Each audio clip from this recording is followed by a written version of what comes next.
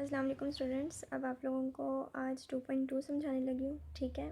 जब मैं समझा रही हूँ तो आप लाजमी बुक और नोट्स जिस पे आपने ये उतारा हुआ खोल के रखा करें, ठीक है जी।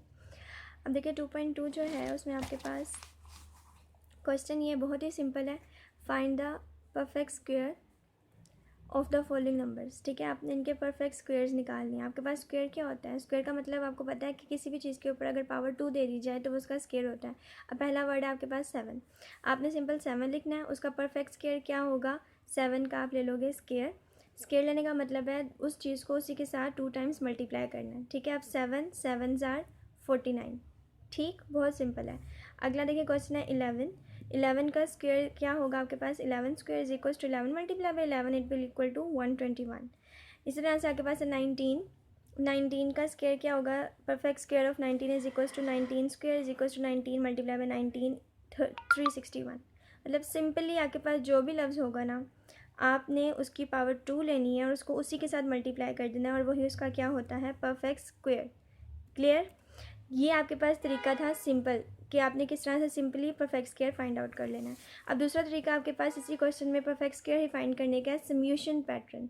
अब सम्यूशन पैटर्न जैसे कि नाम से जाहिर है आपके पास सम का मतलब होता है आपने एड अप करना है। अब सम्यूशन किस तरह से करेंगे? पहले आपके पास है 6 स्क्वायर, ठीक है जी। अब 6 स्क्वायर उसने पहले लिख दिया 6 स्क्वायर। इसका समीशन पैटर्न क्या होता है कि बेटा जो लफ्ज़ आपके पास स्क्वायर लेना ना जिसका, उसको आप लिखोगे दरमियान में, ठीक। फिर उसके बाद उसमें सम करते जाओगे वो तमाम वैल्यूज़ जो उससे छोटी हैं, यानी कि 6 के बाद 5 4 3 2 1 इस तरफ भी, और 6 के बाद 5 4 3 2 1 इस तरफ भी। ये सारी आप जब सम करोगे ना तो 36 आएगा, जो कि 6 का स्क्वायर आपको पता है।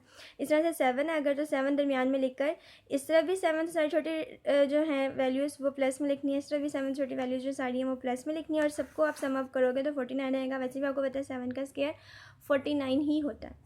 क्लियर है जी। उसके बाद है जी आपके पास 8। 8 का स्क्वायर कैसे लोगे? 8 दरमियान में लिखोगे, ऐसे ही है। और फिर 8 से छोटा क्या है? 7 6 5 4 3 2 1। इस तरह से राइट पर भी 7 6 5 3 2 1 7 6 5 4 3 2 1। इन सबको सम अप करोगे तो 64 आएगा। आप करके देख लीजिएगा इनको सम, तो भी 64 आएगा। और वैसे भी आपको पता है 8 का स्क्वायर 64 ही होता है।